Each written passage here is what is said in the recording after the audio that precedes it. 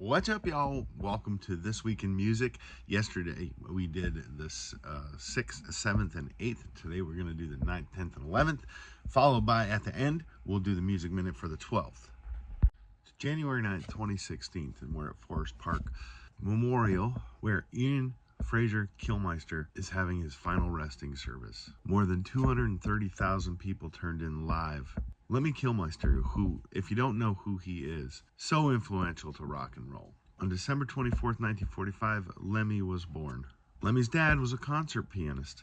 Being known as a bassist, it's said that Lemmy started out on the guitar and learned how to play it following some of the Beatles songs. Also said he was a huge fan of the Beatles, especially John Lennon.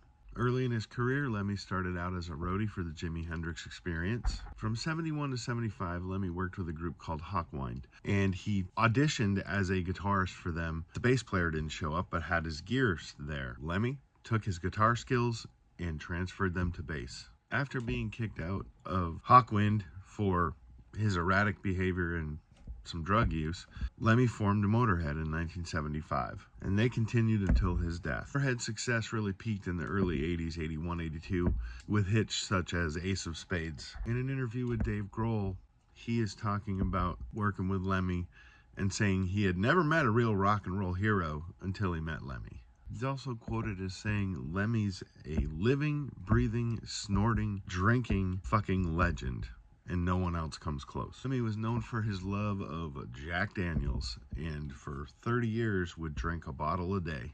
Lemmy also admitted to having an addiction to amphetamines and was fond of LSD. On December 28, 2015, 4 days before his 70th birthday, Lemmy died at his Los Angeles apartment. Said he died from prostate cancer, cardiac arrhythmia, and congestive heart failure. In an interview, Lemmy is quoted as saying, "When I go, I want to go doing what I do best. If I died tomorrow, I can't complain. It's been good." Some incredible music that wouldn't ever have been possible without Lemmy. He helped write songs for Ozzy like Hellraiser, No More Tears, and Mama, I'm Coming Home. Lemmy once said he made more on the royalties of that song than he ever did with Motorhead. Go listen to some Motorhead, listen to some Lemmy, listen to some Ozzy of his stuff. Great musician, an icon in American rock and roll. Rest in peace, Lemmy. January 10th, 2023, Jeffrey Arnold Beck passes away. One of the greatest guitarists in rock history. At a young age, Beck had heard Les Paul play on the radio, and he wanted to know what the music was. So he asked, and he was told it was an electric guitar. And he said, "That's for me." As a teenager, he borrowed a guitar, tried to build his own, and learned how to play. A chance meeting with his sister, she introduced him to Jimmy Page when they were teenagers. From 63 to 65, he played with a ton of different bands, did a lot of session work, and was really gaining traction in his guitar playing ability. In 1965, after Eric Clapton left the Yardbirds, Jimmy Page was offered the spot.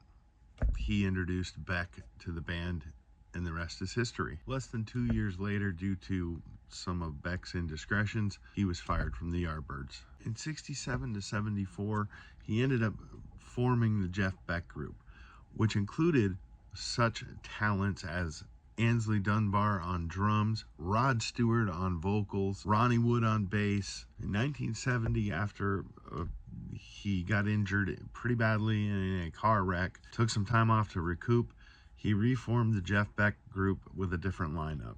Guys, just a real quick self-promotion. Go to the description below. Check out Zounds. There's a link for Zounds full of any musical instrument that you want, from guitars, bassist, drums, cymbals, stands, microphones, heads, PA systems, you name it, they got it. Great payment plans anybody can afford. Zounds, right there in the description below.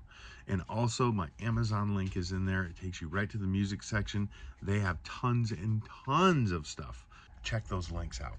In the early days of his career, he was always searching for a sound that the electronics and his equipment just couldn't produce. It was a sound he had in his head. In the 1990s, he's worked with hundreds of artists over the years until this point. And then he ends up getting some really good gigs, works with John Bon Jovi, works on the score for Blaze of Glory, Young Guns 2, Days of Thunder, does all sorts of cool cool work. Jeff Beck didn't have just one style. He was a blues guitarist, he was a rock guitarist, he was a classical guitarist, he was a jazz guitarist, and he blended all this beautifully and used it all throughout his career. In 2015, Rolling Stone magazine pegged Jeff number 5 out of the top 100 rock guitarists ever. It's musicians like Jeff Beck that formed the blues, rockabilly, rock and roll, grunge, jazz that we feel today, and taking all that and just commingling it. Thank you for your contribution, Jeff. May you rest in peace. January 11th, 2017, the music world lost Tommy Douglas Allsop. Tommy Allsop worked with stars such as Buddy Holly, Bob Willis and his Texas Playboys, Richie Valens, J.P. the Big Bopper Richardson, The Ventures, Roy Orbison, and Willie Nelson. He was the last surviving member of Buddy Holly and his touring Crickets at the age of 78. He passed in 2017 due to complications on a hernia surgery. It's reported that Tommy Allsop and Richie Valens had a coin toss before the plane took off the night that it crashed, and he lost. Richie Valens got the seat. That fateful plane crash, we lost Richie Valens, the Big Bopper, Buddy Holly, and the pilot of the plane. May you rest in peace, Tommy, and thank you for your contributions to the music world. December 12th, 2025, and here we are with another Music Minute. Born today, Ella Henderson from an X Factor finalist. In 1993, Zayn Malik from One Direction. In 1974, Mel C, otherwise known as Melanie Chrisholm, from the Spice Girls. In 1970, Zach De La Rocha from Rage Against the Machine. 1968, Raekwon from the Wu-Tang Clan. In 1965, Greg Kreisel from The Offspring. In 1960, the keyboardist for the Counting Crows, Charlie Gillingham. In 1954, Felipe Rose from the Village People. And in 1926, country legend Ray Price. In 1969, Led Zeppelin releases Led Zeppelin. In 2003, Maurice Gibbs dies from the Bee Gees. In 1974, I'm a Joker. Steve Miller Band hits #1 on the Billboard music charts. In 2023, Elvis's daughter, Lisa Marie, passes away.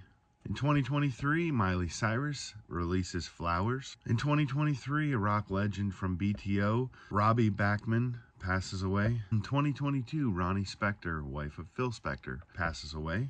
In 2004, Randy Van Warmer from the Oak Ridge Boys passes away. In 1995, Snoop Doggy Dogg gets busted for possession. In 1993, Van Morrison fails to show up for an induction to the Rock and Roll Hall of Fame. He's inducted anyway. 1977, Keith Richards crashes a car and gets busted for possession of cocaine. 1957, Elvis releases I'm All Shook Up, Boo. In 1959, Berry Gordy borrows $800 to start Motown. Thanks, Barry, for doing that. And in 2005, Bob Marley's widow tells the world her plans to exhume his body and have them shipped to his spiritual resting place in Ethiopia. That's about going to wrap it up for today. Thanks for joining me. Click all the buttons. I love you guys. Don't forget to check out the links below. Helps me out, helps you out. Peace, y'all.